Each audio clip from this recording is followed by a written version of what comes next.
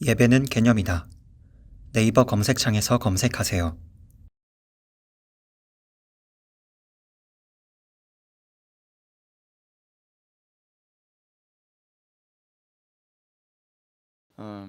우리 이제 하나님 말씀 보시겠습니다.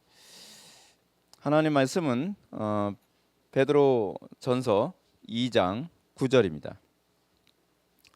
하나님 말씀은 베드로전서 2장 9절 말씀. 신약성경 379페이지입니다. 신약성경 379페이지 베드로전서 2장 9절 말씀 찾으셨으면 제가 봉독하겠습니다. 그러나 너희는 택하신 족속이요 왕 같은 제사장들이요 거룩한 나라요 그의 소유가 된 백성이니 이는 너희를 어두운 데서 불러내어 그의 기이한 빛에 들어가게 하시니의 아름다운 덕을 선포하게 하려 하심이라. 아멘.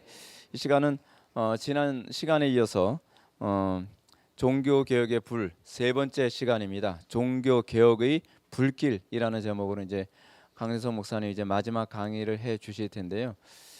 계속적으로 정말 우리가 귀한 강의를 듣고 있습니다. 한 번에 종교 개혁에 대한 이 전반적인 흐름을 다 들을 수 있다는 것이 이렇게 흔한 기회는 아닙니다.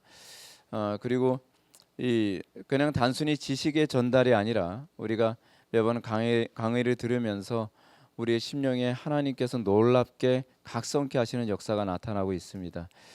그냥 왔다 그냥 돌아가게 되는 것은 정말 속상한 거고요. 이번 계기를 통해서 우리 각 심령들 그리고 우리 회복의 교회가 더욱더 개혁되어지고 더 하나님을 영화롭게 하는 교회로 더 견고하게 세워지는 기회가 되길 소망합니다. 우리 목사님 나오셨을 때 이제 할렐루야 안 할 거예요. 네, 그냥 맞아주시기 바랍니다.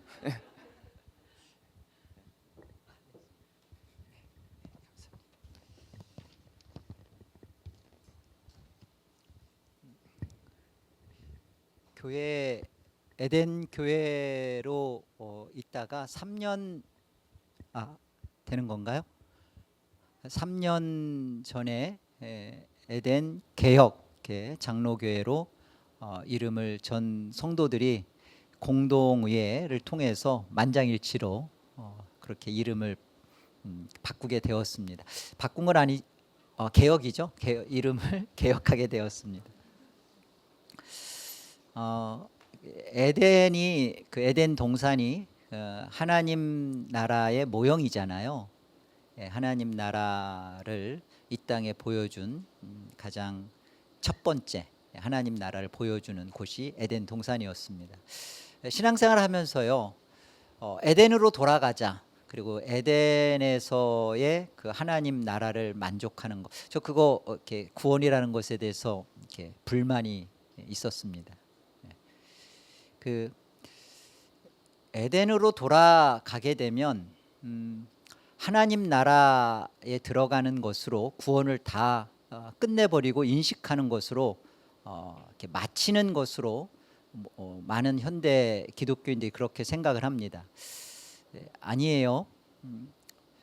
우리가 구원은 그 천국 하나님 나라 가려는 게 구원이 아니라 구원은 그 하나님 나라에서 하나님과 어떤 관계를 유지하며 사느냐의 문제예요. 그래서 우리가 다시 이렇게 이 땅을 살면서 에덴 동산을 이루고 에덴으로 가자, 이거 큰일 납니다. 에덴이 개혁돼야 돼요. 에덴 동산이 뒤집어져야 돼요. 그 특별히 에덴 동산이 왜 하나님 나라였냐면, 그 목사님께서도 창세기 말씀 통해서 말씀하셨듯이 거기에 아담을 통해서 예수 그리스도의 삼중직을 주셨기 때문에 그렇습니다. 왕, 선지자, 제사장. 그래서 선지자로서의 아담은 생명나무와 선악과 그 금지 명령을 잘 하와에게 설명하고 또 가르치고, 또 거기에 있는 모든 이름들을 지면서 왕적 권위를 가지고 통치하고 다스리고, 이게 그 보이는 거잖아요. 하나님 나라의 모습에서 하나님의 다스림과 통치를 받으면서 그 하나님 나라를 구현시켜 가는 거, 이 선지자와 왕직을 감당하고 또 제사장으로서 아바드, 이렇게 성막 용어지 않습니까? 그 에덴 동산을 섬기고 봉사하고 이 예배죠. 예배하는 이 삼중직의 모습이. 그래서 하나님 나라에 가서 우리는 뭐 하냐? 뭐 하긴요. 예배하죠. 하나님을 깊이 만난 그 만남을 나누며 하나님을 사랑하죠. 그 하나님 나라에서의 참된 모습을 이 구원받은 이 땅에서, 교회에서, 이 회복된 교회 안에서 이 삼중직을 경험하고 맛보고 여기서 하나님의 영광을 체험하고, 나 이런 하나님 나라면 정말 가고 싶다. 지금도 죄된 몸을 갖고서도 이런 그 기쁨과 영광, 하나님을 위한 영광으로 이렇게 가슴이 벅차오르다면 나 그곳에 가고 싶다. 사도 바울도 지금 낙원에 있죠. 그 예수님의 한편 강도도 낙원에 있죠. 예, 있어요. 예수님이 그렇게 너도 오늘 내 영혼이 나와 함께 낙원에 있으리라 했으니까. 여러분, 신앙생활을 하면서 예수를 내가 좀 빨리 믿었다. 너무 빨리 믿어서 이렇게 좀 그렇다. 좀 뒤늦게 믿을 걸. 그 너무 빨리 믿어서 이렇게 어차피 천국 갈 건데 너무 빨리 믿었다. 회복의 교회를 조금 늦게 와도 될 건데 좀 너무 빨리 왔다. 왜요? 어차피 천국 가면 낙원이고 그렇지 않아요? 여러분, 한편 강도가 부러우세요? 한편 강도는 예수님을 만나고 자신의 죄됨을 고백하지 않고서는 그 낙원에 갈 수 없습니다. 그 짧은 시간이지만 성령의 은혜로 한편 강도는 자신이 얼마나 죄인이고, 이것이 예수를 갖지 못했던 죄인이고 예수를 영접함으로 인하여서 받은 구원이에요. 그 십자가상에서 그가 이 참된 구원을 성령의 은혜로 만났을 때 그의 마음은 어땠을까요? 정말 구원의 백성인데, 진짜 구원받았는데 어땠을까요? 나는 오늘 이제 이 풍진 세상 다 나는 등지고 하늘 간다, 뭐 그랬을까? 아니요. 정말 그가 구원의 백성이라면 가슴이 찢어지게 아팠을 거예요. 왜? 이런 놀라운 역사, 이 내 옆에서 발가벗겨져서 피를 흘리며 죽어가는 이가 나의 구주요, 나의 생명이요, 나의 영원한 하나님이라고 이 믿음이 들어온 그 순간 살고 싶다. 주를 위해 살고 싶다. 내가 이 만난 이 복음을 흘려내보내고 싶다. 나 이렇게 살고 싶은데 내려갈 수가 없는 거예요. 십자가 밑으로. 죽음으로써 그는 자기가 그렇게 구원받았다는 것에 대해서, 이게 부끄러운 구원이 아니라 뭐 이것이 자랑스럽고 부끄럽고의 문제가 아니라 정말 구원을 받은 자가 살아보고 싶은 거, 받은 이 아버지를 만난 은혜, 천국과 낙원을 소유한 그 은혜를 터뜨리지 못하고 가는 거, 이거 너무너무 속상한 거 아니에요? 그런데 어떻게 사도 바울과 그가 낙원에 있다는 것으로 똑같다고 생각을 해요? 하나님을 받고 예수 그리스도를 가진 것에 있어서는 차별 없죠. 그러나 그 복음을 전하면서 매를 맞고 던져지고 그 안에서 많은 오해와 박해와 많은 멸시와 이런 속에서 아버지께로부터 위로와 사랑, 성령이 주시는 맛봄, 그 안에서 이 삼중직을 감당하면서 회복된 구원을 누리는 이 기쁨과 영광을 어찌 비교합니까? 멋진 거예요. 우리가 하루를, 한 주를 이 마지막 예배로 예배하고 한 주를 우리에게 주신 것은요, 우리로 하여금 하나님 나라의 영광을 위하여, 그 기쁨을 위하여 살도록 한 멋진 시간입니다. 나 이제 죄 이거 싫고 나 이제 빨리 죽어서 빨리 죽고 싶다고 하는 분들은 왜 빨리 죽으려고 하시죠? 정말 이곳에서 내가 몸이 아프면 몸 아픈 것으로, 가난하면 가난한 것으로 하나님의 하나님 되심을 드러내는 하나님의 영광 선포하리라. 하나님이 나에게 맡겨준 이 독특한 자리, 여자로서, 남자로서, 아버지로서, 아내로서, 자녀로서 나에게 맡겨준 이 자리, 학생으로서, 직장인으로서 나에게만 맡겨준 아픈 자리, 가난한 자리, 고난의 자리, 쓴 자리, 이거 아버지 이름, 아버지 영광, 아버지의 아버지다우심, 되심 드러내리라. 누구만이 할 수 있는 거예요? 구원받은 독특한 나에게만이 할 수 있는 일이죠. 이게 에덴 동산이 개혁되어져야 할 이유입니다. 구원받았으면 삼중직을 감당해야죠. 예수 그리스도의 삼중직을 잃어버린 것이 죄예요. 죄는 물론 지옥 가는 거죠. 그런데 그 지옥 가는 죄는 여러분들이 살인하고 간음하고 도둑질하, 그래서 지옥 가는 거 아닙니다. 여러분이 지옥 가게 되는 것은 이 하나님 나라의 마땅한 다스림, 통치 감당하는 삼중직을 잃었기 때문에 그래요. 그런데 그 삼중직을 구약의 어느 누구도 갖고 있지 않습니다. 사울은 왕으로, 우리 다윗 같은 경우도 왕이지만 다윗이 제사장의 직분을 갖고 있지 않아요. 사울이 그 왕이지만 제사했을 때 사무엘이 좀 늦게 왔잖아요. 늦게 온 건 당신이 늦게 와놓고서 사울은 정말 많이 양보했어요. 그런데 어때요? 제사했다는 것으로 하나님 앞에 하나님의 명령과 율법을 버린 것으로 버려짐을 당하잖아요. 뭐 그게 그렇게 대단한가? 다윗은 뭐 간음에 살인에 이게 더 큰 거 아닌가? 삼중직의 문제를 구약에서 어떻게 이렇게 보여주고 있는지, 우리의 구원이 무엇으로부터의 구원인지, 죄로부터의 from, 죄로부터의 to, 하나님의 영광인데 대체 그 하나님의 영광은 뭐가 기쁨이고 뭐가 영광이고 어떻게 사는 게 하나님의 영광인가? 예수 그리스도께서 잃어버린, 에덴 동산에서 추방되었던 삼중직을 잃어버린 것을 그리스도가 오셔서 그거 회복시켜 주셨잖아요. 삼중직을 위하여 살 수 있도록 우리를 구원시켜 주셨잖아요. 하나님의 영광을 위하여 살 수 있도록 우리를 해 주셨잖아요. 저 자연인들, 불신자들을요, 잘 먹고 잘 살라고 하세요. 우리는 예수 그리스도의 이 삼중직을 회복받은 자로서 하나님이 보내는 그 왕직 자리, 선지자직의 자리, 제사장직의 자리를 감당하는 일에 있어서 우리의 구원과 기쁨을 드러내고 이걸 통하여 하나님 다우심, 되심을 선포하는 겁니다. 이게 구원받은 모습이에요. 그러니 개혁이란 이름을 넣어야 되겠어요? 안 넣어야 되겠어요? 그냥 에덴으로 가면 되겠어요? 안 되겠어요?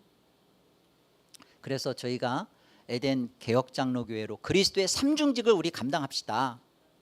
그래서 개혁이란 이름을 저희가 이렇게 같이 정관에도 그렇고 교회에 그렇게 공식적으로 했습니다.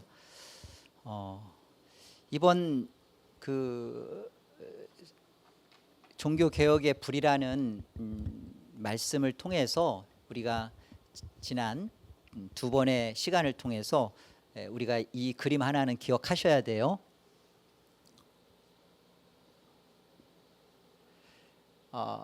예수 그리스도의 교회가 정통교회입니다. 이게 주님의 교회예요. 이 주님의 교회는 성경적 교회입니다. 어디 위에 서 있죠? 예, 성경 위에 서 있는 이 교회가 주님의 교회요, 예수 그리스도를 머리로 한 참교회입니다. 여기에서 이 성경 바깥으로 나간 변질된 교회, 틀어진 교회, 이그러진 교회, 이게 로만 카톨릭 교회입니다. 자기들이 구교고 신교고 그런 거 아니에요. 성경을 중심으로 보셔야 돼요. 성경 바깥으로. 종교개혁이 뭐라고 했죠? 개혁이 뭐라고 했죠? 이 잘못된 성경 바깥으로 나간 이것을 다시 성경으로 뭐라고 했어요? 제가 리폼이죠? 뜯어 고치자는 게 아니에요. 다시 어디로? 성경으로. 다시 성경으로. 이게 하나님께서 이 성경을 찾아주신 게 종교개혁에 뭐라고 했죠? 불씨라고 했어요. 종교개혁의 불씨. 그래서 이 성경을 중심으로 하나님은 일하셨습니다.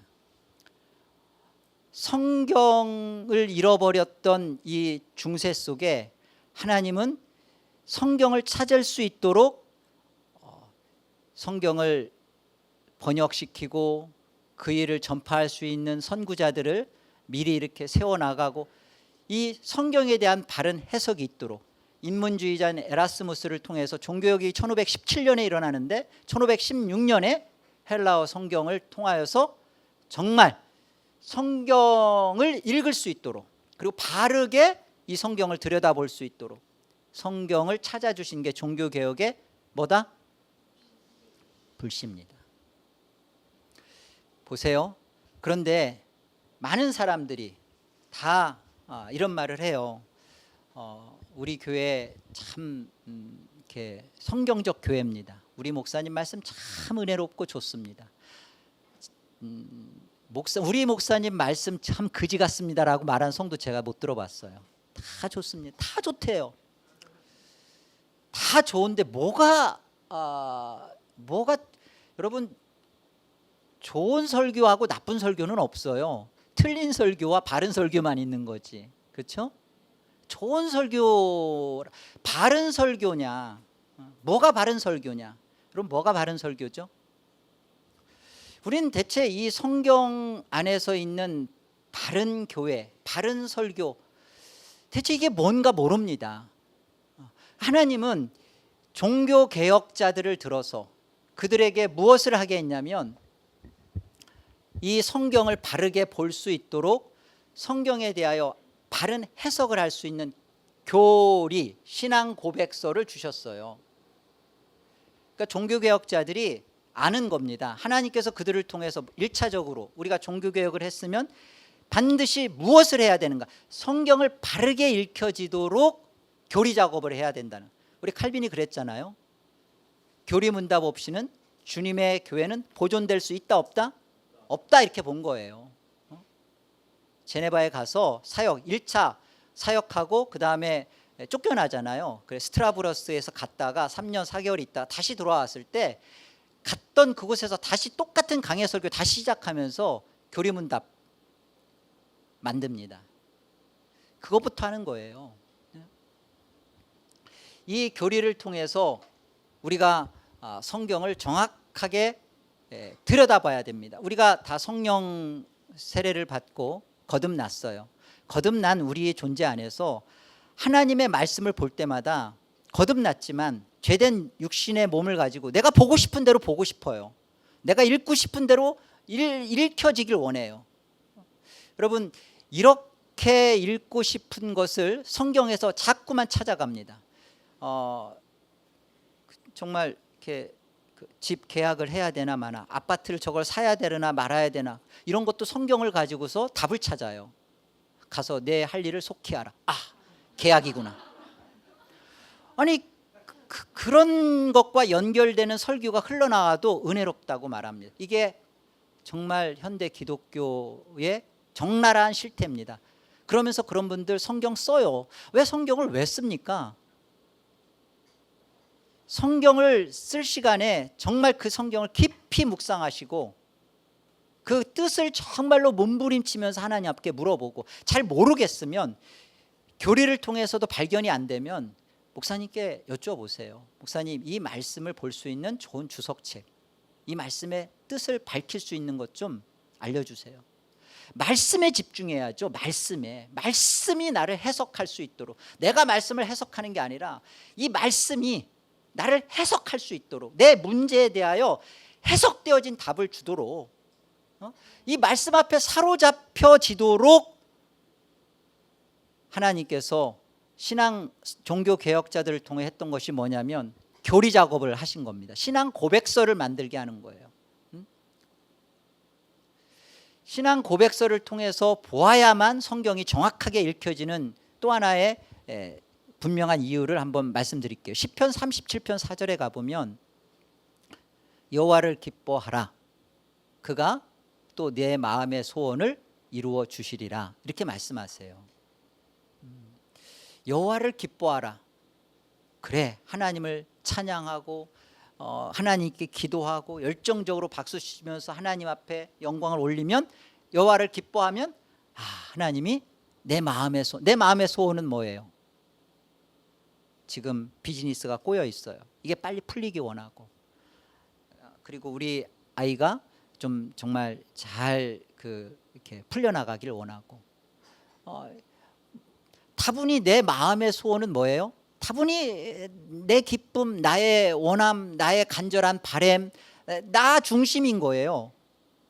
여호와를 기뻐하라. 기뻐하죠. 저 사람들은 여호와를 안 기뻐하고 세상을 기뻐하고, 우리는 이곳에 와서 여호와를 기뻐하는데 목적은 뭐예요? 기뻐하는 게 목적이 아니라 목적이 뭐예요?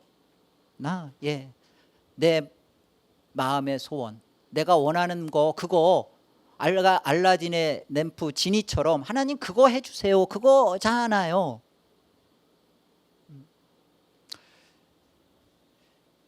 그런데 그것을 웨스트민스터 소요리 문답 1문을 통해서 정확하게 이 성경을 들여다보면 인생의 제일 되는 목적이 무엇이냐, 인생의 제일 되는 목적, 분명히 단수로 물은 거거든요. 존 파이퍼 목사님이 그 책에서 하나님의 열심에서 그런 말을 했더라고요. 이거 분명히 단수적 질문인데 소요리 문답 답은 복수적 답이죠. 하나님을 영화롭게 하고 영원토록 하나님을 즐거워. 이게 뭔 소리예요? 하나님을 영화롭게 하는 것과 하나님을 영원토록 즐거워한다는 것은 같은 내용이라는 거죠. 하나라는 거죠. 여러분, 우리가 하나님을 즐거워한다는 게 뭐냐? 그래, 하나님을 즐거워한다는 게 하나님을 영화롭게 하는 것입니다. 하나님께 영광을 돌린다. 많은 사람들이 물어요. 저희 성도들도 와서 목사님이 계속 하나님께 영광 그러는데 대체 그 하나님께 영광이 뭐예요? 물어요. 먹든지 마시든지 무엇을 하든지 하나님의 영광을 위하여 하라고 하는데 대체 그 하나님의 영광이 뭐예요? 하나님의 영광, 우리 나무, 그 다음에 공중나는 새, 하나님의 영광 다 나타나고 있습니다. 일반 은총 속에서 다 하고 있어요. 자기 자리를 지켜서 하나님이 하라 하시는 거 해요. 새는요, 물속에 안 처박혀 살아요. 물고기는 날려고 푸닥푸닥 운동장으로 안 튀어나가요. 그 주권 아래서 하나님이 주신 영역 안에서 잡아먹을 거 잡아먹고 열심히 삽니다. 이것이 이 죄악에 갇혀있는 이곳에서 고통스럽지만 하나님이 내게 주신 살으라 명령한 영역을 지켜내면서 하나님이 원하시는 삶을 살아내는 거예요. 그래서 하나님의 하나님다우심, 하나님이 내게 원했던 그 주권을 드러내는 겁니다. 몸이 아파요. 아픈데 기도하고 병원에 가서 잘 치료해서 나으면 하나님께 감사하고 그러면 돼요. 몸이 아픈데 기도해도, 그리고 점점 몸은 더 아파지고, 그러면 그 사람은 하나님이 사랑하지 않고, 그 사람은 뭔가 죄가 있고 문제가 있고 그래서 그런 건가요? 아니에요. 그 사람만이 그 아픔을 갖고 혹독한 시련 속에서 하나님이 이걸 통하여 하나님의 고난을 어떻게 감당하며 영광을 올리는지 그거 드러내는 거예요. 이게 하나님의 영광이에요. 뭐 특별하게 이번에 그 손흥민이 넣었더라고요. 2대 마지막 그 골 넣었잖아요. 안 넣었으면 큰일 날 뻔했잖아요. 그러면 영광인 거죠. 하나님께 영광. 그게 무슨 하나님의 영광이에요? 하나님의 영광은 하나님이 나에게 주신 이 환경 속에 답이 있습니다. 이곳에서 내가 이것을 어떤 마음으로 감당해 가고 있는가, 살아내고 있는가. 이 사람하고 살아 마라, 엎어 마라. 연애할 때는 마음껏 엎어 마라, 헤어져, 뭐 쪼개져 해도 돼요. 그러나 식장에서 하나님과 모인 모든 사랑하는 이들 앞에서 서약하죠. 서약하고 손잡고 딱 서약이 끝나고 나오는 순간에는 100% 하나님의 주권입니다. 갈라설 수 없어요. 살아보니까 갈라서고 싶은 마음이 너무 많죠. 미쳤다 내가. 내가 미쳤다네. 내가 그때 그게 아닌데 내가 진짜 내가 왜 이랬을까? 저만 빼고 대부분 다 그러실 거. 저는 7년 도망 다니다가 평생을 제가 집사람 여보 나 그 불독처럼 물고 안아줘서 고마워. 끝까지 나를 참 물고 늘어줘서 너무나 감사해. 매일 저녁마다 발 주물러줘요. 고마워서. 이건 또 자랑해야 돼. 제가 라이센스 중에 한국에서 있을 때 발 마사지 라이센스를 땄어요. 그건 유일하게 저희 집사람 발만 만지는 라이센스입니다. 이러면 안 되는데. 죄송합니다. 그래서 시편 37편 4절. 인생의 제일 되는 목적이 하나님의 영광, 하나님을 영화롭게 하는 것이구나가 교리를 통해서 성경을 해석하면 보세요. 여호와를 기뻐하라. 그가 또 내 마음의 소원을 이루어. 내 마음의 소원이 뭐예요? 하나님을 영화롭게 하는 거, 하나님의 영광을 드러내는 거. 이것이 내 마음의 기쁨이고 즐거움이에요. 하나님을 기뻐. 이 기쁨과 하나님의 기쁨과 내 기쁨이 일치되는 거, 그게 구원을 사는 거예요. 구원은 다른 거 아닙니다. 구원은 하나님의 마음을 갖게 된 거예요. 하나님이 죄에 대해서 싫어하시는데 나도 그 죄가 싫어진 거예요. 이게 구원된 자의 특성입니다. 하나님은 죄를 싫어하는데 나는 그 죄를 여전히 좋아하고 있고 눈치 보면서 그 교회에서는 그렇지만 집에 가서 그리고 그 다른 데서 눈치 보면서 그거 하고 있는, 이거 구원이 내 안에서 안 이루어진 거죠. 하나님이 즐거워하는 것이 나의 즐거움, 하나님이 분노하는 것이 나의 분노로 자꾸만 한 마음이 돼 하나가 되는 거, 그게 구원이죠. 그래서 이런 교리를 통해서 성경에 대해서 이게 하나님 중심이고 하나님의 영광으로 이렇게 보면 성경 전체가 우리 자신이 누구를 위하여 존재하는지를 명확하게 설명하고 있고, 예수 그리스도의 삼중직을 우리가 감당하는 것이, 이것이 왜 구원의 벅찬 삶인지, 사도 바울처럼 내 생애가 하나님이 요구만 해주신다. 아니, 요구하기 전에 하나님 앞에 우리가 그렇게 자꾸 기도해야 돼요. 하나님, 바울처럼 저를 살게 해주세요. 그렇게 살지를 못하는 나를 불쌍히 여겨주시고 살 수 있게끔만 해요. 제가 그래서 하나님께 뭘 잘하겠다는 마음은 없어요. 제가 늘 저희 성도들한테 그래요. 이 강대상에서 말씀을 전하는 저에 대해서 저는 너무너무 감사합니다. 왜냐? 이 강대상에 제가 아니면 다른 목사님이 오셨으면 더 여러분들을 잘 섬기고 영광을 돌리고 교회가 더 하나님 안에서 말씀에서 풍성할 텐데, 이 못나 빠진 자 때문에 여러분 가난합니다. 그런데 저는 양보하고 싶지 않아요. 하나님, 저 어떻게든지 이곳에서 하나님 복음 증거할 수 있도록만 해주세요. 늘 그렇게 해요. 하나님, 제발 저 좀 버리지 말아주세요. 저는 정말 하나님 볼 때 여러분들, 하나님이 감춰주지 않으면 목사는요 부끄러워서 눈을 못 뜹니다.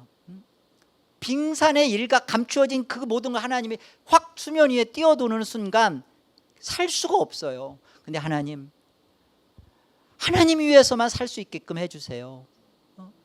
지치고 힘들지만, 그러나 이 복음의 영광 앞에 사로잡혀 사는 것이 너무나 기뻐요. 하나님을 기뻐할 수 있는 이 마음이 기뻐요. 이렇게만, 여러분, 이게 성경을 읽는 태도고 자세고 성경을 통해서 읽혀지는 우리의 마음입니다.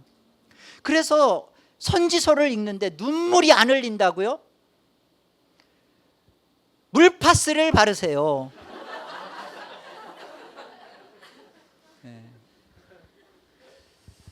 이 교리가, 신앙 고백이 뭐라고요?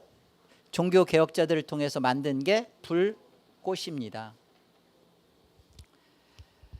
오늘 이 시간은 이 신앙 고백서, 우리가 가장 그 개혁주의 안에서 가장 최종판이고 완결이고 더 이상의 웨스트민스터 신앙 고백서와 같은 것은 만들어낼 수가 없습니다. 이제 우리가 살펴보겠지만 이 고백서를 만들게 한 것이 종교 개혁을 통한 정말 불꽃이에요.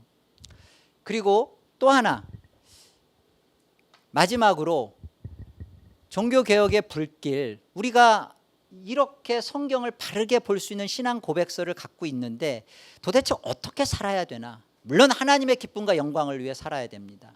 근데 하나님의 기쁨과 영광을 위해서 사는 실제적인 그 구원의 모습은 뭐냐? 그 불길은 뭐냐? 제2의 종교개혁은 뭐냐?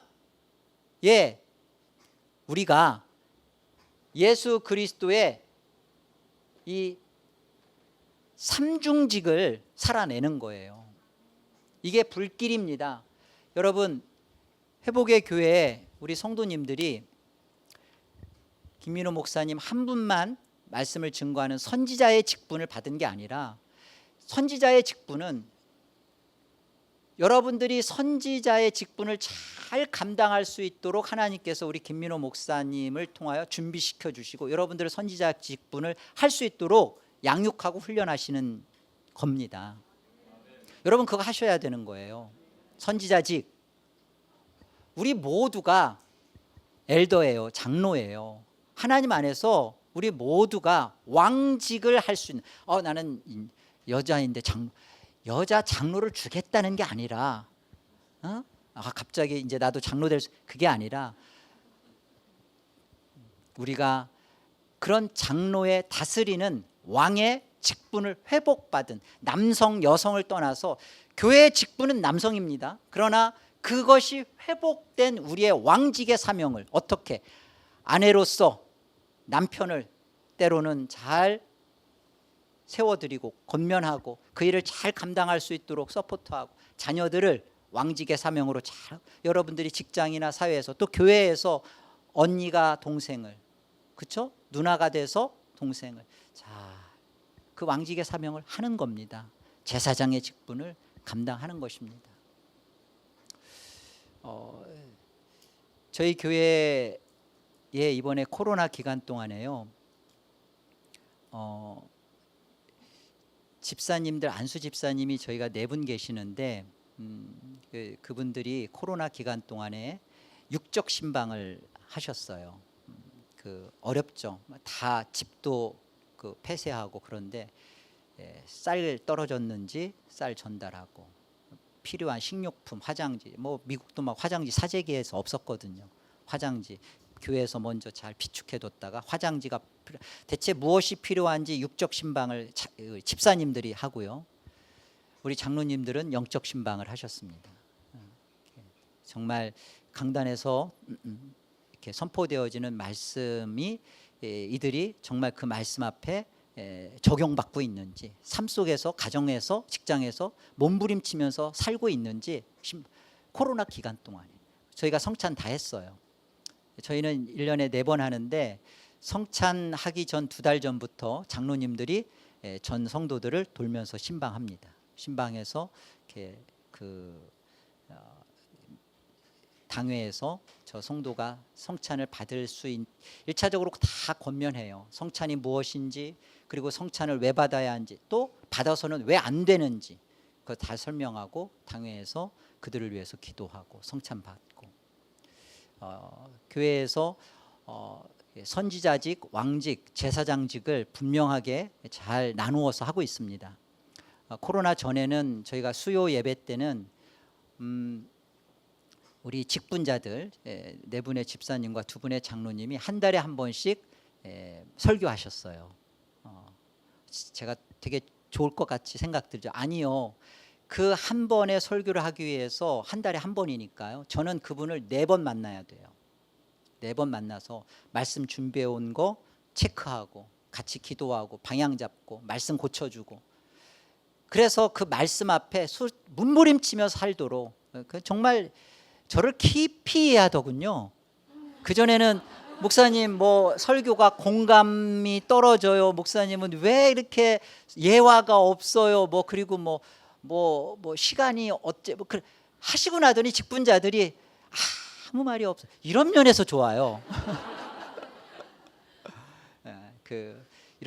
이런 그 삼중직의 이 자리까지 오늘 웨스트민스터가 어떻게 만들어졌는지, 그리고 우리는 어떻게 이 삼중직의 모습이 하나님 앞에 주신 제2의 종교 개혁인지, 이 부분을 두 가지로 설명하고자 합니다. 첫 번째, 웨스트민스터 신앙 고백서가 만들어진 배경 좀 궁금하죠? 안 궁금하면 그냥 삼중직 할게요. 네,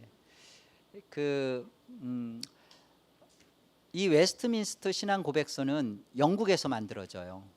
영국에서 청교도가 영국에서 생기고요. 그러니까 청교도들이 이 웨스트민스터 신앙 고백을 만들어내는데 이들이 영국에서 만들어지는 주축입니다. 그러니까 영국을 주목해 볼 필요가 있죠. 영국을 주목해야 합니다. 당시의 영국은 잉글랜드죠. 잉글랜드는 이때 당시 유나이티드 킹덤 해서 네 개가 합쳐진, 네 개의 나라가 거의 합쳐진 유나이티드의 국가적 모습이었어요. 맨 위쪽이 스코틀랜드, 그 밑에가 잉글랜드, 또 이쪽 웨일즈, 그리고 하나의 섬으로 떨어져 있는 게 북아일랜드, 이렇게 있었습니다. 이때 1509년부터 1547년까지 살았던 헨리 8세죠. 헨리 8세가 이 종교개혁 요 당시에 살고 있는 거예요. 그러니까 주목해 볼 필요가 있는 거죠. 헨리 8세. 이 헨리 8세는 어떤 인물이냐면 그 형이 캐서린이라고 하는 스페인의 공주와 결혼을 했는데 형이 죽어요. 그러니까 형의 아내였던 캐서린과 형이 왕이니까 그 형의 왕직을 받으면서 아내도 같이 이렇게, 이게 좋은 건지 나쁜 건지 모르겠는데 일단 헨리 8세는 불만이 있었어요. 일단 캐서린이 그렇게 자기가 원하는 그런 스타일이 아니었던 것 같아요.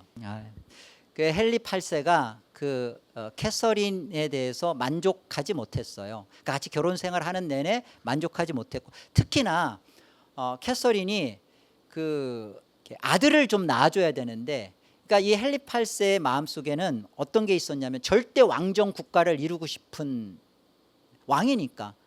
그런데 교황의 영향이 자꾸 들어오니까 수장령을 내려버렸어요. 수장령이라는 것은 국가의 머리는 왕이다, 이게 수장령. 이제까지 막 자꾸 교황이 국가에 대해서 이래라 저래라 세금도 그렇고 그러니까 헨리 8세는 절대 왕정 국가를 이루고 싶어서 수장령도 내리고, 근데 자신의 왕권을 이을 아들이 있어야 되는데 캐서린이 아들을 못 낳는 거예요. 그 캐서린에게서 유일하게 난 그 딸이 메리예요. 메리. 나중에 이제 블러드 메리라고 해서 이게 피의 메리인데, 메리가 나옵니다. 너무나 마음에 안 들어서 교황한테 자기 못 살겠다고 계속 합니다. 그러면서 마음에 누구를 두냐면 캐서린의 시녀였던, 당시의 시녀는 하인이 아니라 귀족 출신이에요. 예뻤고, 그리고 이 캐서린의 시녀가 엠볼린인데, 이 엠볼린이 기독교인이었어요. 그래서 기독교인이라 헨리 8세가 좋아했던 건 아니고 마음에 끌렸습니다. 예뻤고 또 명석하고, 그래서 교황한테 자기 이혼하고 나 엠볼린하고 재혼하려고 이혼하겠다는, 교황이 볼 때는 허락할 수가 없는 거예요. 왜냐? 스페인은 지금 캐서린이 스페인 공주잖아요. 그러니까 스페인은 교황을 적극적으로 지지해줬던 그런 나라거든요. 그런데 여기서 갑자기 이혼을 허락한다, 말도 안 되고. 또 캐서린은 칼 5세 독일 칼 5세 황제의 이모였어요. 그러니까 독일도 아까 그랬잖아요. 교황의 젖소. 거기서 돈 막 들어가는데 이거 미운 털 교황이 살 이유는 없죠. 그러니까 반대했단 말이에요. 그러니까 헨리 8세는 그래? 이혼 문제로 인하여서 교황에 대하여 반기를 듭니다. 그리고선 그냥 이혼해버려요. 그리고 이 이후에도 이혼하고 재혼을 6차례 계속해요. 좀 문란하죠. 이혼을 하면서 이제 헨리 8세가 엠볼린과 결혼을 하고 이 엠볼린에게서 나오는 아들이 에드워드 6세예요. 그 에드워드 6세가 아버지 헨리 8세가 죽고 나서 갑자기 9살 때 이렇게 왕이 등극을 해요. 9살 때. 그리고 15살에 또 에드워드 6세가 죽네. 그 에드워드 6세가 그 왕에 들어가면서 사실은 어리니까 통치를 못하니까 섭정을 해요. 외삼촌인 시모어가 섭정을 하고 그리고 헨리 8세가 교황한테 반기하면서 그 누구죠? 그 토마스 크랜머라는 그 주교 교체해 버려요. 그 교황의 어떤 그 영향이 아닌 기독교의 영향을 갖고 있는 토레스 크랜머를 주교로 세우면서 이렇게 정말 이렇게 노골적으로 반감을 표하죠. 그러니까 헨리 8세가 죽으니까 시모어도 기독교인이고 엠볼린도 기독교인이고 토마스 크랜머도 기독교인이고 또 이때 당시 개혁자였던 후퍼도 여기에 가세를 해요. 그래서 이 기간 동안에 9살 때부터 막 그 종교 개혁이 단행되기 막 시작합니다. 그래서 이때 어떤 일이 벌어지냐면 보통 성찬할 때 그 지금도 그렇지만 그 저기 빵만 주죠. 치사하게. 우린 다 주잖아요. 빵만 주고 포도주는 안 주고 그랬는데 이때 개혁했어요. 다 주도록. 그리고 받을 때 무릎 꿇고 받지 않고 서서 받도록. 그리고 사제복 없앴습니다. 사제복 없애고 그리고 그 예배를 자국어 예배로 예배하도록 이런 것들을 막 요때 에드워드 6세 때 개혁을 단행했습니다. 그런데 15살에 그만 죽고 마는 거예요. 자, 그러면 이제 누가 왕위를 가져야 되느냐? 없어요. 이때 이제 눈에 들어왔던 게 메리죠. 근데 메리는 엄마 캐서린이 그 헨리 8세가 거의 감금하다시피 버렸어요. 엠볼린과 결혼하면서. 그러니까 메리는 상처가 많습니다. 어렸을 때부터 크면서 엄마가 카톨릭 그 신자라는 것으로 배척당하고 막 토레스 크랜머라든지 막 다 배척당하고 아버지한테서도 자기는 버림받은 공주고 이 아픔이 컸어요. 이런 큰 아픔을 가지고 그가 딱 여왕으로 왕이 되고 나니까 이제 어떻게 하겠어요? 다시 카톨릭화 되는 거죠. 다시 이것도 리폼인가? 다시 그쪽으로 제 모습으로. 그래서 이전에 그 했던 거 뭐 사제복 다시 입히고 그리고 이전에 그 에드워드 때는 그 결혼 시켰거든요. 그 저기 신부들 사제 결혼해라 이게 결혼 시켜 버렸는데 다시 결혼한 거 다 이혼시키는 거야. 결혼한 거 다 이혼시키고 애들 난 애들 다 고아원 보내고 이렇게 된 거예요. 그리고 300명을 아예 그냥 화형을 시켜버립니다. 아주 노골적으로. 그래서 피해 메리라고 하죠. 노골적으로 화형을 시키고 이거에 따라서 그때 개혁자가 막 그때 모였었어요. 에드워드 6세 때 뭔가 좀 해보고자 도망가요. 800명이 다 도망가요. 어디로? 유럽으로. 프랑크푸르트, 제네바 이리 다 도망가요. 사실은 이것도 하나님 은혜죠. 제네바에 가서 여기에서 제네바 1559년에 칼빈이 세운 제네바 아카데미에서 이들이 거기서 칼빈 신학을 배워요. 사실은. 그래서 다 흩어집니다. 다 흩어집니다. 이 피에 메리가 오래 못 살아요. 죽고 그 다음에 누가 왕이 돼요?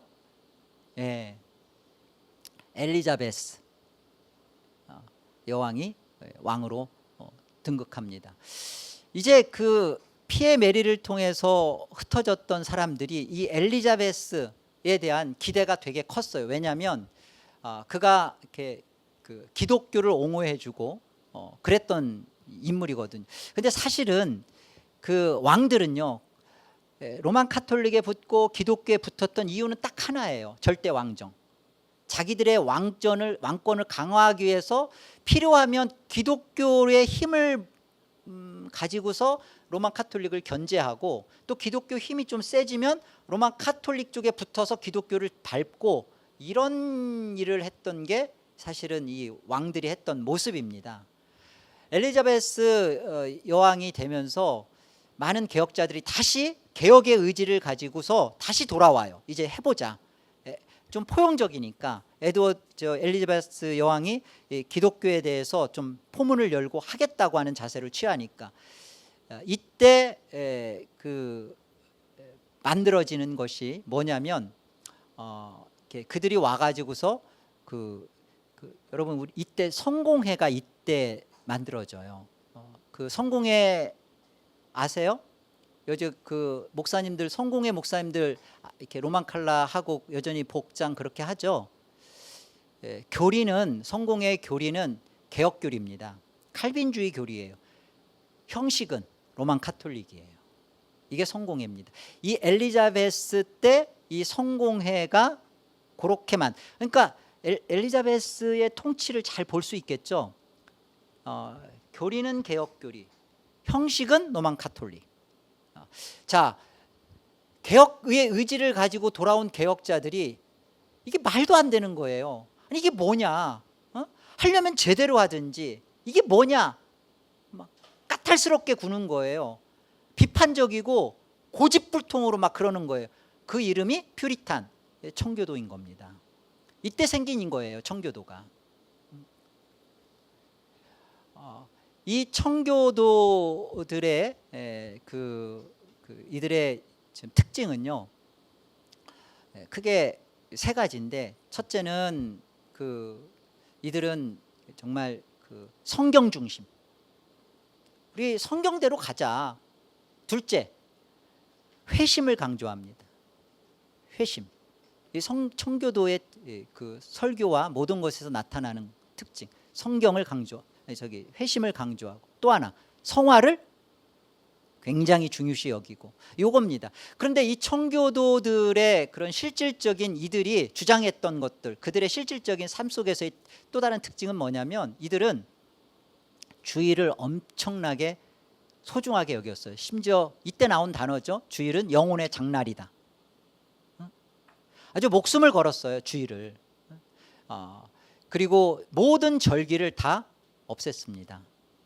부활절, 성탄절, 추수감사절, 절기를 다 성경이 그렇지 않으니까 절기를 없애고, 이런 일들을 청교도들이 그런 일들을 해나갔던 것입니다.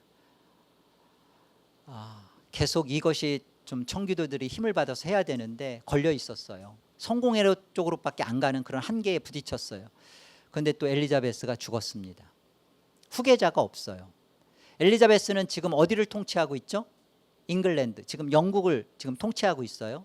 죽었어요. 없는 거예요. 대체 후계자를 어디로 구해야 되나 할 때 위쪽, 북쪽에 있었던 스코틀랜드에 제임스 6세가 왕으로 있었어요. 제임스 6세. 이 제임스 6세가 왕인데 같은 혈연, 피가 있으니까 잉글랜드, 영국도 통치해 주세요 하고서 같이 이 두 나라를 하나로 이렇게 통치하기 시작합니다. 그리고 100년 뒤에는 그냥 아예 국가가 하나로 통합돼 버려요. 그래서 제임스 6세 겸 제임스 1세. 제임스 1세 하면 생각나는 거 있죠? 킹 제임스 버전, 킹 제임스 역. 제임스 1세 때 만들어지는 거예요. 그러니까 제임스 1세라는 것은 스코틀랜드 제임스 6세와 같은 동일 인물이죠. 6세 겸 제임스 1세. 같이 이들 안에서 만들어진 것이 킹 제임스라는 그런 성경을 번역하면서 기독교를 이렇게 세워주고 하는가 반면, 오락서라고 만들어서 주일날 유흥 정책을 장려했던 장본인이 또 제임스 1세입니다. 그러니까 목적은요, 하나님의 영광이라든지 기독교에 나타난 그 하나님의 뜻을 이런 거엔 관심 없고 절대 왕정이에요. 왕들의 동일한 가치는 그겁니다. 제임스 6세 겸 제임스 1세가 그 통치를 그렇게 하고, 그의 그 다음에 그의 아들이 찰스 1세. 우리가 이 찰스 1세에 대해서는 좀 참 생각 없는 왕처럼 역사 속에서 보여져요. 전쟁을 일으키고 대책 없이 이렇게 청교도들로 구성된 의회를 11년간 폐쇄하면서 자기가 독재적으로 이렇게 독재 정치를 하고 그 청교도들과의 두 차례의 전쟁을 언약도라고 하죠. 이들과 두 차례의 전쟁을 하면서 사실은 죽어요. 잡혀서 왕이지만 잡혀서 죽습니다.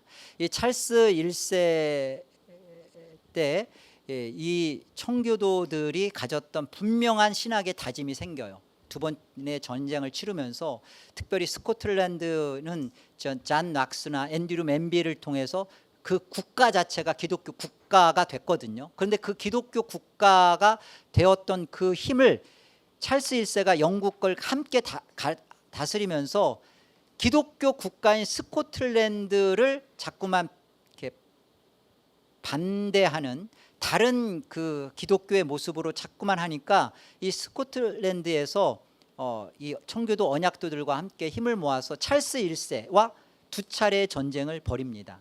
이때 청교도 언약도의 대장이었던 우리 그 올리버 크로멜 장군 해서 이 싸움에서 이기죠.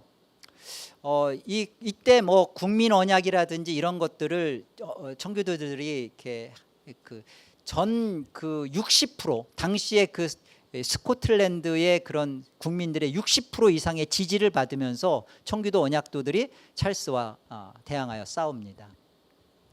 그래서 이제 그 영국 의회, 청교도 의회가 생각하는 거예요. 야, 이거 왕은 바뀔 때마다 지들 하고 싶은 대로 자꾸 이러는구나. 이제 13년간 장기 의회를 청교도 영국 의회가 이렇게 하면서 안 되겠다. 분명한 신앙 고백서를 만들어야겠다. 그래서 의회가 명령을 내립니다. 영국 웨스트민스터 거기에 그 지금도 있죠. 웨스트민스터 채플 그 웨스트민스터 그곳에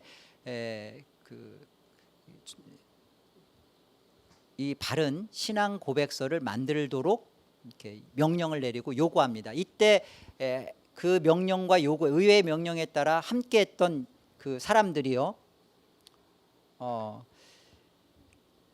일단은 그 모인 사람이 신학자와 목회자가 121명. 그리고 상의원 그들 그 시민 의원들로 대표되는 사람이 30인. 그럼 토탈 몇 명이에요? 121에다가 30, 150. 예. 그리고 그 여기에 스코틀랜드에서 8명의 총대, 그러니까 목사와 뭐 장로로 구성된 8명의 총대가 스코틀랜드 장로교 국가니까 거기에서 내려와요. 그러니까 총 159명이에요. 이 159명이 언제부터 언제까지 약 그 1643년 7월 1일부터 1649년 2월 22일까지 5년 7개월 22일. 제가 신경 써서 외웠어요. 이 기간 동안에 이 웨스트민스터 신앙 고백서를 만들게 됩니다. 그런데 보세요. 몇 번을 만났냐면 1163회를 만났어요. 그러니까 이걸 횟수로 따지면 어쩌다 한 번씩 만난 게 아니라 토요일하고 주일 예배를 빼고 토요일하고 주일을 예배해야 되니까 그 준비하고 이때를 빼고 월, 화, 수, 목, 금 매일 만난 숫자여야 돼요. 매일 만난 거예요. 매일 만났어요. 더군다나 여기서 약 8,000명의 목사가 안수가 됩니다. 그래서 나오는데 이 숫자까지 목사들을 이렇게 가르치고 그 목사들을 교육했던 것까지 합하면 1835회 이렇게 돼요. 모인 것이 웨스트민스터 5년 7개월 20일 동안 모인 횟수가 그렇게 됩니다. 그러면 모임은 그냥 하루 그냥 얼굴만 비추고 끝난 게 아니라 모임을 하루에 5번 했어요. 아침 6시 그리고 오전 10시에는 전체 주제를 가지고 전체 토론, 전체 모임을 갖고요. 점심 먹고 2시에는 어떤 주제별 소토론회, 5시 분과별 토론회, 8시 개인 자신이 개인별로 그것을 정리하고 이렇게 5번 개인별 토론회 각대 이렇게 모임을 가졌습니다. 거의 죽기 살기로 한 거예요. 여러분, 이것은 5년 7개월 동안 의회에서 그 일에 대해서 재정적으로 그리고 모든 것을 서포트하고 모든 것을 그렇게 사실 많은 불협화음이 있었어요. 그런데 거기에 뭐 꼭 장로교만이 아니라 성공회, 뭐 루터란 다들 했는데 교리의 일치는 100%. 좀 불협화음이 있었던 건 정치 문제. 이 속에서 스코틀랜드 총대 8명이 그거 잘 감당합니다. 거기에 정말 그 4명의 목사님들이 이것을 뒤엎을 수 있는, 승질 안 맞아서 다시 올라갈 수 있는 그런 상황 속에서도 하나님의 뜻이 이 신앙 고백서가 만들어지도록 하기 위해서 자신의 자존심과 모든 걸 철저히 내려놓고 신앙 고백서가 만들어지는 그 놀라운 일이 탄생됩니다. 우리 안에 주어진 이 신앙 고백서가 언제 때, 우리 대한민국의 시점은 언제냐면 임진왜란이에요. 임진왜란 때, 조선. 이때 하나님은 저 영국에서 이런 일들을 통해서 청교도들을 통하여 우리가 지금 뭐 이렇게 웨스트민스터 이게 뭐지? 이렇게 이게 뭐야? 이렇게 생각하는 이것을 이렇게 만든 거예요. 제가 미국에서 하이델베르크 요리문답 이것을 이렇게 교육하겠습니다, 강의하겠습니다 광고를 내니까 한 분이 저를 찾아왔어요. 근데 이분이 이태리 음식하는 요리사예요. 정식 요리사. 근데 와서 정말 겸손하게, 그러나 정말 너무나 궁금해서 묻는데요. 자기가 여러 가지 요리를 자격증도 하고 이게 이태리 요리를 했는데 하이델베르크 요리라는 게 뭐냐고, 그런 요리도 있냐고. 장로교 다니면서 장로라고 하고 또 심지어 목사라고 하는데요. 웨스트민스터 신앙 고백서, 대요리문답, 소요리문답 이게 이렇게 돼 있는 것도 몰라요. 뭔지도 모르고 배우지도 않고. 그래서 목사들이 나와서 교회하면서 하는 게 뭐예요? 네, 다 그거 하잖아요. 제자훈련, 두 날개 양육 시스템, 뭐 아버지 학교, 다 자기들이 원하는 일꾼 만드는 것만 하지. 우리 종교개혁을 통하여 하나님이 주신 바른 신앙 고백, 이 신앙 고백집, 저희 성도들 김양주 교수님이 그 신앙 고백집 했잖아요. 그거 우리 청년들 가지고 공부해요. 그 바른 그 신앙 고백서를 통해서, 특별히 웨스트민스터 신앙 고백서를 통해서 성경을 정확하게 보자. 내가 성경을 정확하게 보는 순간 깨지는 것은 거듭난 당연한 수순입니다. 거듭난 자만이 벌어지는 당연한 일이에요. 웨스트민스터 신앙 고백서를 통해서 안 보니까 자꾸만 설교하는 목사님한테 당신은 그렇게 사냐? 그리고 누가 그렇게 사냐? 그러죠. 예, 청교도들을 통하여서 하나님이 살게끔 하셨고 그들로 하여금 이게 맞다라고 해서 남겨주신 거예요. 이게 무슨 뭐 이렇게 책들, 어떤 책들 이렇게 하나 읽고 뭐 이렇게 할 게 아니라 정말 이거 공부해야 돼요. 정말 이거 배워야 돼요. 이렇게 해서 우리한테 주어진 것입니다. 에레미야서 6장 말씀 한 절 같이 가볼까요? 6장 16절 우리 함께 한번 합독하겠습니다. 에레미야서 6장 16절 함께요. 여호와께서 이와 같이 말씀하시되 너희는 길에 서서 보며 옛적 길 곧 선한 길이 어디인지 알아보고 그리로 가라. 너희 심령이 평강을 얻으리라 하나 그들의 대답이 우리는 그리로 가지 않겠노라 하였으며, 이 옛적 길 선한 길은 신명기에서 말씀하는 그 언약 율법의 길입니다. 그런데 가지 않겠다는 거예요. 여러분, 우리에게 주신 옛적 길 선한 길이 뭐죠? 하나님께서 종교개혁 역사를 통해서 우리에게 주신 옛적 길 선한 길이 뭐래? 성경을 바르게 해석하고 들여다볼 수 있는 신앙 고백서를 우리에게 주신 겁니다. 이걸 통해서 성경을 보시고 성경을 읽으시고 그 성경에 사로잡히시고 성경에 이끌려 사셔야 돼요. 설교자 중심이 되시면 안 되고 성경 중심이셔야 합니다. 설교자는 여러분들이 이 바른 말씀대로 살 수 있도록 교리를 준비하고 해서 바르게 가르쳐서 이 설교자를 통하여 여러분들은 이 성경을 스스로 읽고 해석하고 성경이 그러하다는 것에 대해 목숨을 기꺼이 내놓고 싶은 사람들이 돼야 되는 거예요. 이 길 가는 거예요, 이 길. 그래서 자꾸만 여기서 아무리 얘기를 해도 잔소리처럼 들리는 것은 여러분이 스스로가 옛적 길을 안 가겠다, 우리 그리 안 가겠다, 우리 이거 그거 원치 않, 이거예요. 이게 이스라엘의 모습 아닙니까? 여기서 안타깝게 이것을 외쳐대는 것은 여러분이 가도 되고 안 가도 그만이 아니라 반드시 가야 하는 길인데 안 가니까. 근데 누가 가요? 이런 교리와 불방망이 맞으면서 여러분이 성경을 들여다보세요. 교리를 통해서 보세요. 보시면서 하나님의 정확한 마음을 읽어보세요. 하나님 마음을 느껴보세요. 우리 구원 받았다며요. 하나님과의 바른 관계가 회복됐다며요. 정상화됐다며요. 그러면 성령께서 기록한 그 하나님의 의도가 우리가 그 하나님의 마음을 회복받았으면 그렇게 성령이 원하는 마음대로 우리도 그렇게 보여지는 게 맞는 거잖아요. 여러분, 이 놀라운 걸 느껴보세요.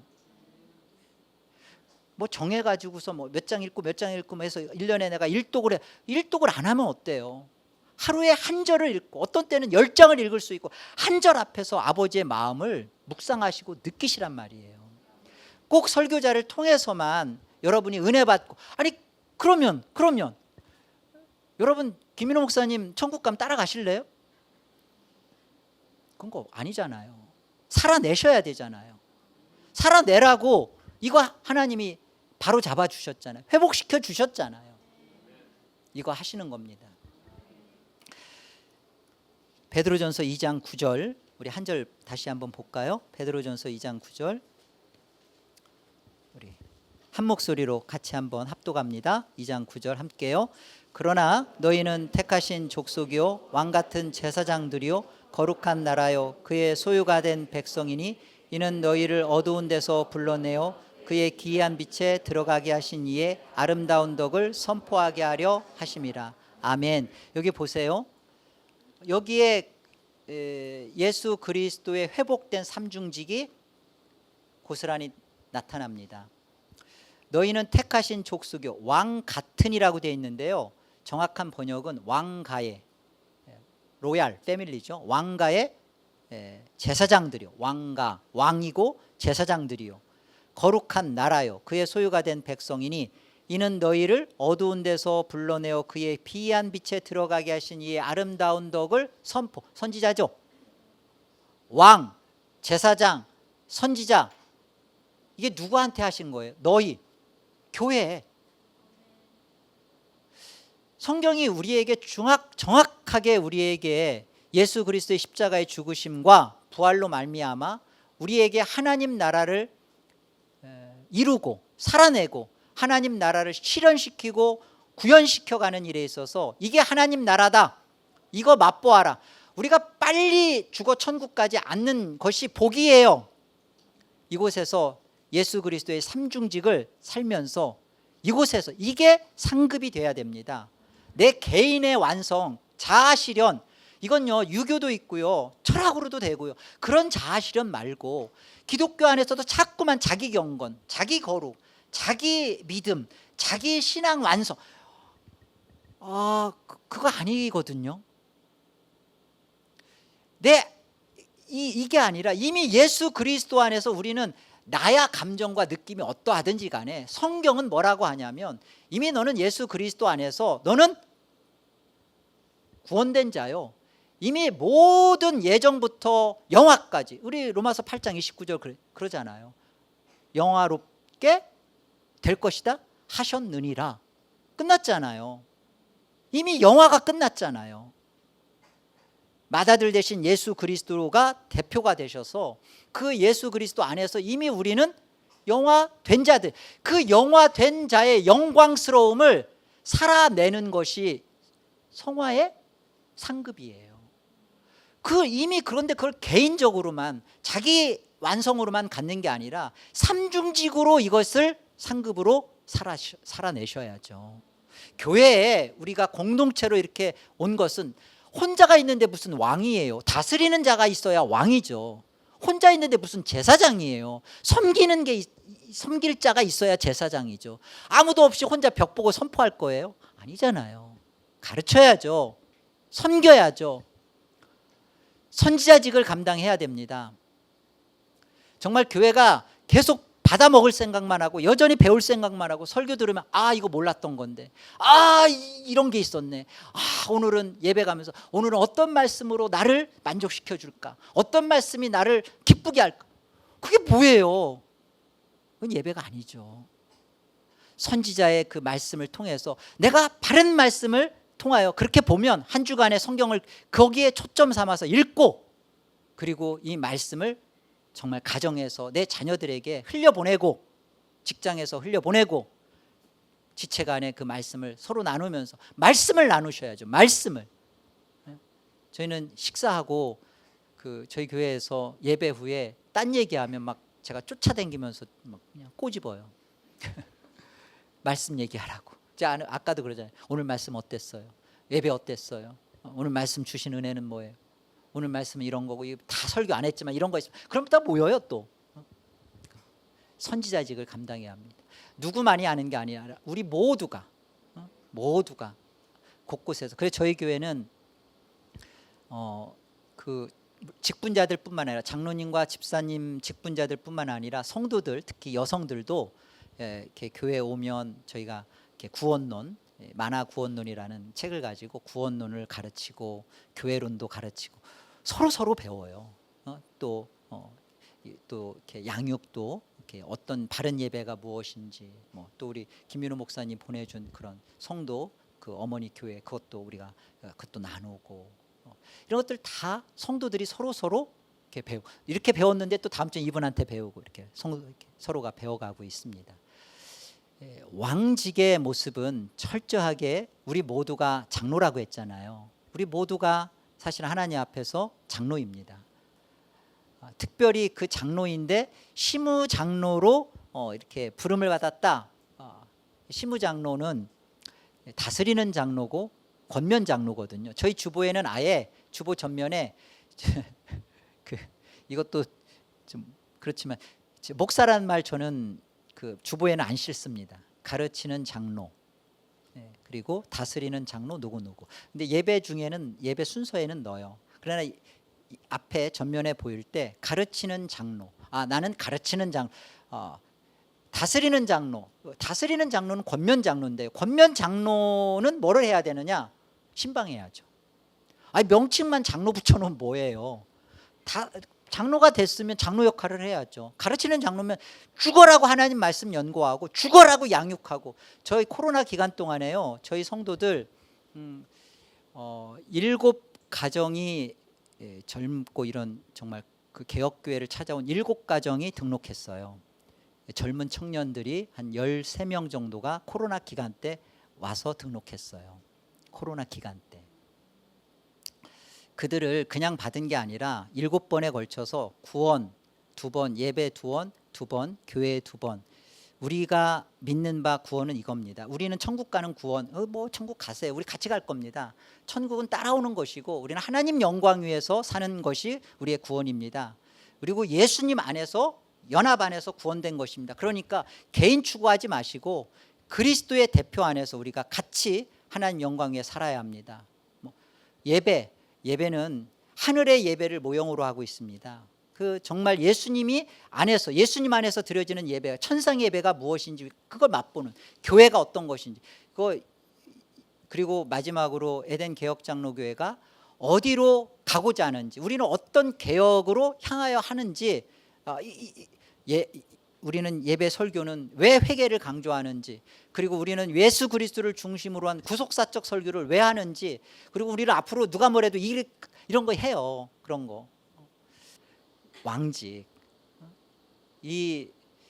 철저하게 이 왕직 저희 교회는 그 다른 교회에서 저는 이제 모르니까 상황을 모르니까 저는 저희 교회 얘기를 하겠습니다. 저희 교회는 다른 교회에서 집사나 장로 저희 교회는 권사 없습니다. 사모도 그냥 성도라고 부릅니다. 목사도 그 강단에서 설포하고 양육할 때는 목사이고 밥 먹고 그럴 때는 저 성도라고 부르는 거 제가 되게 좋아해요.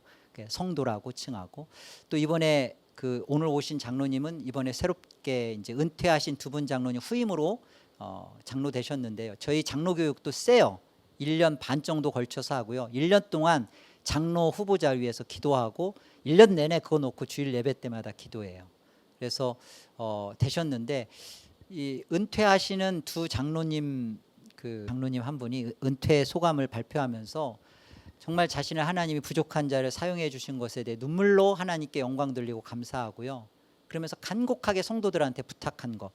이제 저는 은퇴합니다. 이제 저는 호칭을 장로라고 불러주지 마시고 성도로 불러주십시오.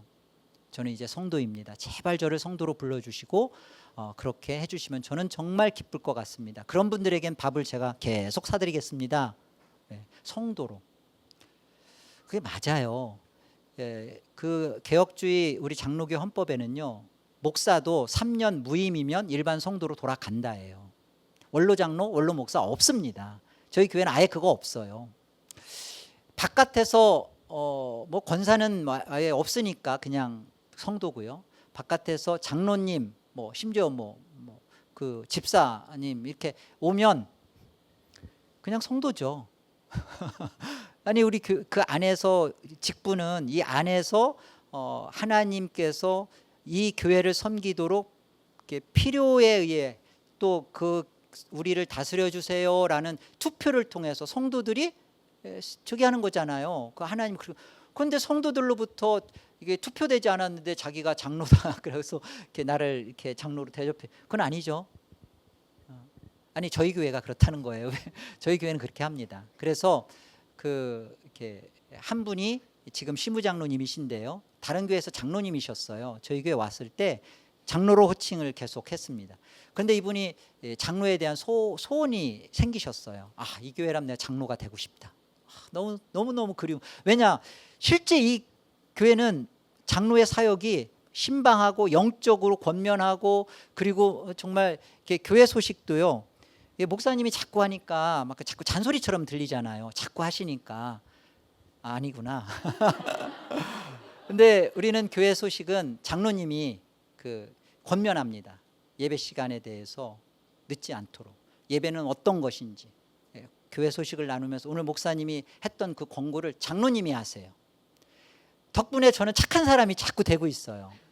저는 악역을 이렇게 장로님들한테 자꾸.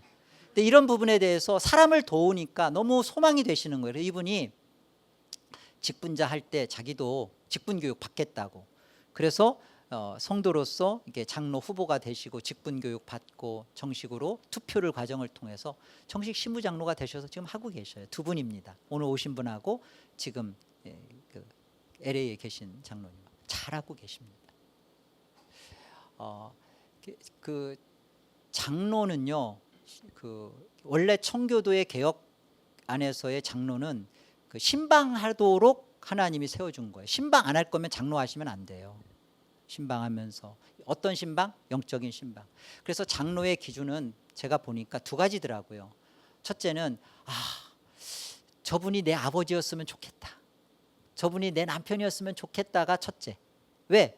내 자신의 어떤 어려움을 말하고 그것을 권면받을 수 있는 분이셔야 되니까 그런 분이어야 되고, 또 하나는 당회에서 목사의 설교에 대하여 교리적으로 분별하고 잘 설교에 대하여 이렇게 붙들어 줄 수 있는, 이것을 잘 감독하고 지켜줄 수 있는, 설교를 평가라고 비평하라는 게 아니라 바른 설교가 교리적으로 서로 더 강화하고 더 바르게 세울 수 있도록 할 수 있는 영적 분별력을, 교리를 바르게 해석하고 분별할 수 있는 눈 가진 분.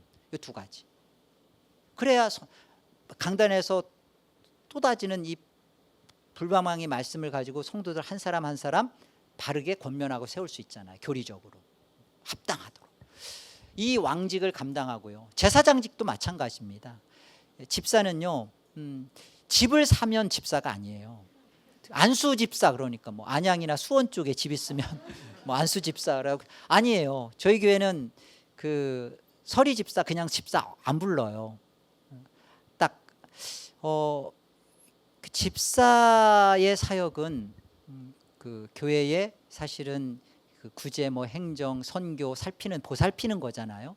실질적으로 섬기는 일들을 잘 감당하는 그 일을 하는 것이 이제 이 집사죠. 어렵고 힘들 때, 코로나 때 정말 젊으니까 차 타고 돌아다니면서 필요한 거 채워주고, 누구 이사 오면 먼저 가서 정말 뭐가 이거 육적인 신방을 하는 거죠.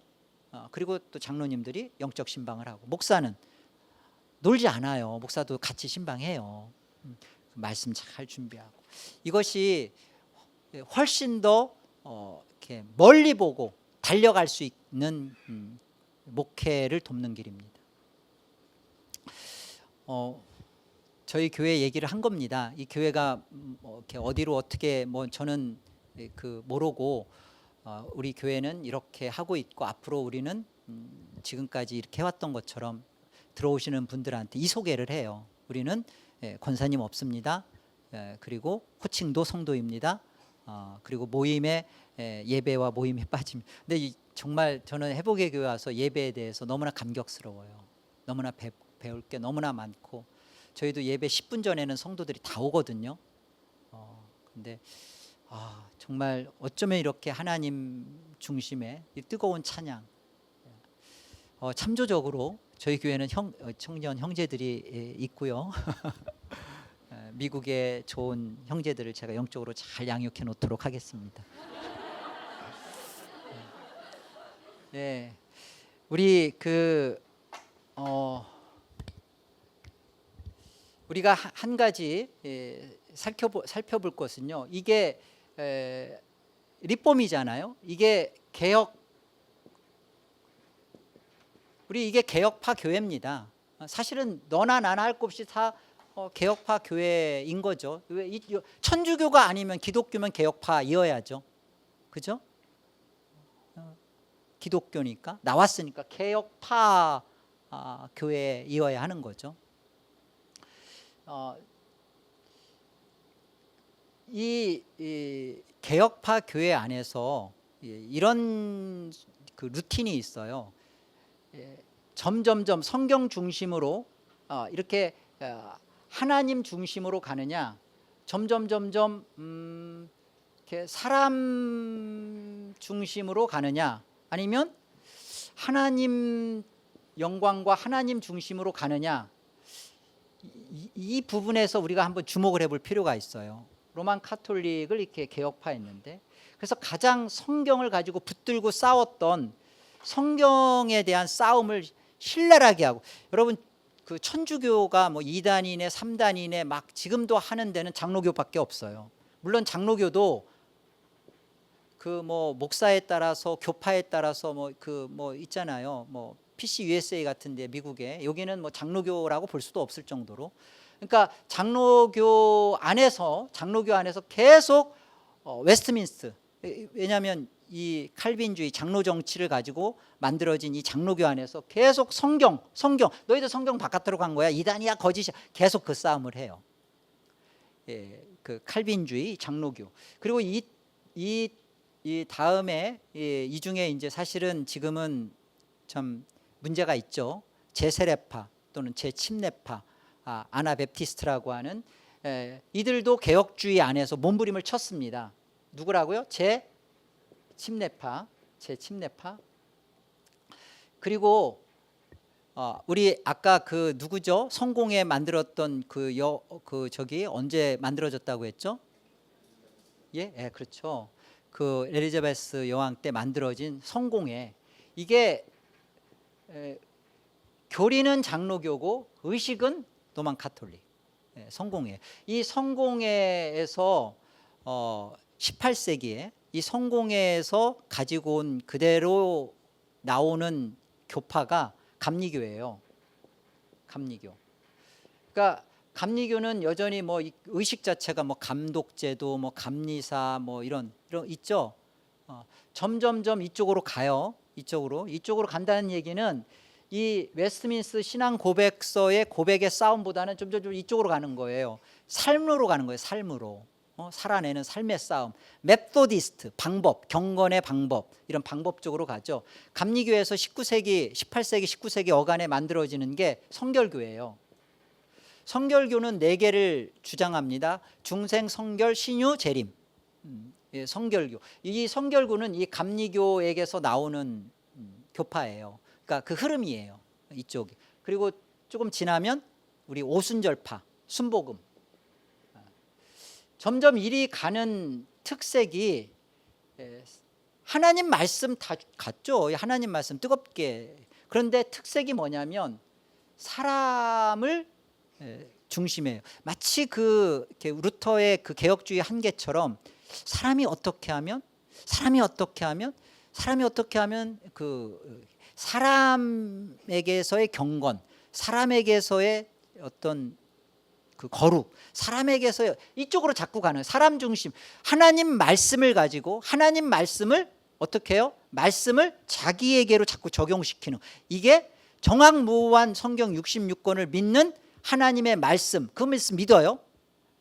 칼바르트라든지 자유주의에 대한 반등으로 이 하나님 전권을 정확무한 유기적 영감으로 하나님의 말씀으로 믿는데, 해석은 그 말씀을 가지고 자기에게로 해석해요.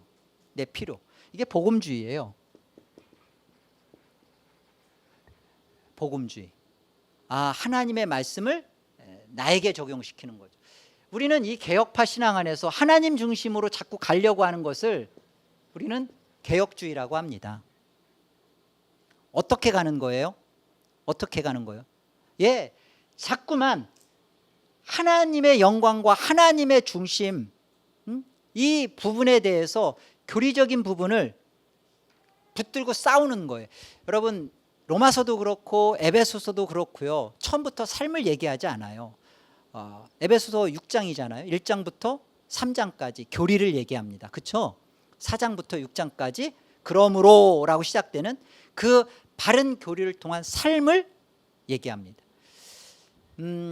여러분, 교리가 알미니안적이면 이단이에요. 삶이 하이퍼 칼빈주의적이면 이단이에요. 삶이 칼빈주의적이어서는 안 돼요. 이게 잘못 들으면 오해의 소지가 있는데, 우리의 교리는 철저하게 칼빈, 5대 강령, 그리고 5 튤립, 이 철저한 교리는 그곳에 서야 됩니다. 삶은 그 철저한 그 삶을 가지고 그러므로 합당하게 정말 살아내야 돼요. 조나단 에드워즈의 70가지 결심문을 보세요. 조나단 에드워즈의 70가지 결심문을 딱 가리고 읽어보면 알미니안적이에요. 내가 천국에 가서 그때 이거 할 걸, 그거 지금 하자. 오늘도 내가 돌아보면서 이거 하자. 너무 많아. 이렇게 해야 된다. 오늘도 반성. 알미니안적이잖아요. 철저하게 사랑하고 섬기고, 그 교리가 삶에서 있어서는 교리로 주장하는 게, 너 틀려, 너 맞아, 나, 이게 아니라 그것이 생명으로 쏟아져 나오는 그런 이것이 우리 안에서, 참된 개혁주의 안에서 우리가 불길로 솟구쳐서 섬겨져야 할 바른 교회. 정말 개혁주의가 개악주의가 되면 안 돼요. 교리가 오르면 오를수록 정말 겸손하게 그 사람의 그 생명, 우리는 명분의 싸움을 하면 우리가 이겨요. 우리는 명분이 분명하거든요. 교리가 뚜렷하잖아요. 그런데 명분 싸워서 이기면, 그래 네 팔뚝 굵다, 이렇게 끝나요. 네 잘났다, 이 재수 없는 놈, 이렇게 끝나요. 뭐로 가야죠? 생명을 살려내야 돼요. 시간이 걸려요. 우리가 좀 견뎌내야 되고, 좀 때론 무시당하고 바보스럽고, 근데 그것을 살아내야 합니다. 이것이 삼중직의 모습이에요. 왕직, 선지자직, 제사장직의 삶을 살아내는 이것이 제2의 종교 개혁이며 성경적 신앙 고백의 삶이며, 이것이 종교 개혁의 불길입니다. 여러분, 이 회복의 교회는 저는 능히 감당할 수 있는 교회고, 지금도 감당하고 계시고요. 너무나 벅차올라요. 저는 이 회복의 교회를 보면서 에덴 개혁장로교회는 계속 따라가고 있습니다. 여러분들이 개혁되어지고, 여러분들이 살아나고, 여러분들이 하는 것을 보면서 저희는 계속 미국에서 힘들지만 이 교회의 기도와 또 이 기도의 그 종교개혁의 제2의 종교개혁이 용광로처럼 전 세계를 먹이는 것을 보면서 저희도 같이 따라가면서 저희 성도들과 함께 정말 같이 개혁의 길을 걷겠습니다. 여러분 같이 우리가 이 길을 통하여서 하나님의 기쁨과 영광에 위한 삶을 함께 살자고요. 감사합니다. 기도하고 마치겠습니다. 하나님 감사합니다. 저희에게 이 영광스럽고 복된 성경을 회복시켜 주시고, 그리고 성경대로, 성경의 볼 의도대로, 하나님의 참된 뜻대로 살 수 있도록 바른 성경을 볼 수 있는 신앙 고백서를 주셔서 감사합니다. 주님, 이것을 가졌다면 나를 만족하고 나를 배부르고 나를 자랑할 것이 아니라 예수 그리스도의 삼중직을 가지고 살아내는, 그리고 이것을 증거해내는 우리 교회가 되게 하여 주옵소서. 멀리 태평양을 건너 떨어져 있지만 주님, 하나님의 이 영광된 복음 안에 사로잡혀 있는 이 교회가 이 삼중직의 이 영광스러운 불길을 한국에서, 미국에서 이루어낼 수 있도록 복을 더하여 주옵소서. 예수의 이름으로 기도 올립니다. 아멘.